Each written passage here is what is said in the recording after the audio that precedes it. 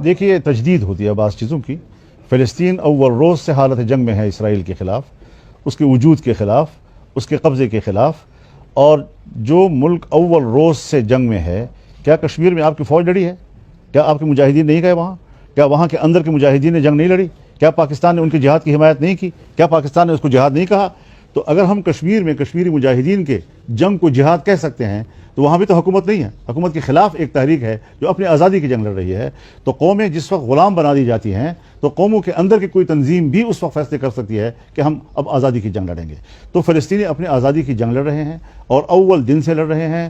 فلسطینیوں نے آج تک اسرائیل کو تسلیم نہیں کیا اور پاکستان نے آج تک اسرائیل کو تسلیم نہیں کیا. لہذا پاکستان کے علماء اور فلسطین کے عوام، ان کے آپس میں جو فکری ربط ہے وہ ابھی تک بدستور برقرار ہے. اور وہ لوگ اس میدان میں ہیں اور ہم ان کی جہاد اور ان کی قربانیوں کا مذاق اڑا رہے ہیں. اور اگر پاکستان سے ان کی تائید میں کوئی بات جاتی ہے تو پھر ہم ان کا مذاق اڑاتے ہیں. یہ شریعت کا مذاق اڑا رہے ہو، ان سے کہہ دو. جو لوگ جہاد کے لفظ کا مذاق اڑاتے ہیں، پاکستان کے اندر اگر کوئی مسلح جنگ لڑے گا تو یہ پاکستان کے حالات کے تحت دیکھیں گے. تو پاکستان کے حالات کے تحت بھی تو یہی علماء کرام تھے نا، یہی مفتی تقی عثمانی تھا نا، یہی فضل الرحمان تھا، یہی وفاق المدارس تھی، یہی تمام دینی مدارس اور دینی مکاتب فکر کے سربراہان تھے جنہوں نے کہا کہ پاکستان میں مسلح جنگ جو ہے وہ جائز نہیں ہے. تو جہاں جہاں پر جو ضرورت ہے اس کے مطابق علماء کرام بات کرتے ہیں، انوا نہیں کرتے، آنکھیں بند کر کے وہ فیصلہ دیں. جس علاقے کا معاملہ ہے اس علاقے کے جغرافیے، اس کے داخلی صورتحال، اس کے تاریخی پس منظر، اس ساری چیزوں کو سامنے رکھتے ہوئے اس کے موقف کو اب اس حالت میں اگر آپ اسرائیل کے خلاف جہاد کا مذاق اڑائیں گے تو آپ اسرائیلی کہلائیں گے، آپ اس کے سپورٹر ہیں. تو اگر وہاں کے علماء فتویٰ دے سکتے ہیں تو ہم نے ان کے فتوے کی تائید کی ہے.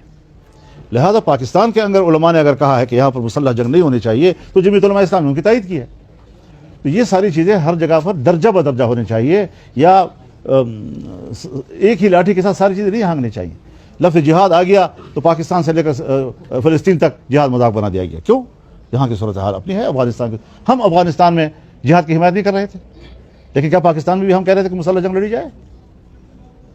کیا 1979-80 کے بعد 12-13 سال تک یا 14 سال تک پاکستان سے مہاجرین کو ہم اسلحہ دے کر نہیں بھیج رہے تھے؟ پاکستانی مجاہدین شریک نہیں ہو رہے تھے؟ عرب مجاہدین نہیں آئے؟ تاجک اور ازبک نہیں آئے؟ ساری دنیا کو ہم نے پاکستان میں اکٹھا کر کے پاکستان کو افغان جہاد کا بیس کیمپ بنایا ہم نے اس کو. جی اب جب معاملات آپ کے اپنی پالیسیوں کی وجہ سے آج آپ ان کو یکساں نہیں چلا سکے، اس پہ تذبذب آ گیا، اضطراب آ گیا، تضادات آ گئے، ان کے آپ کو مشکلات سامنے آ رہی ہیں، تو اس کا حل آپ طریقے سے نکالیں نا. لہذا ہر چیز کو ایک ہی لفظ میں لپیٹ کر مسترد نہیں کیا جا سکتا، نہ قبول کیا جا سکتا.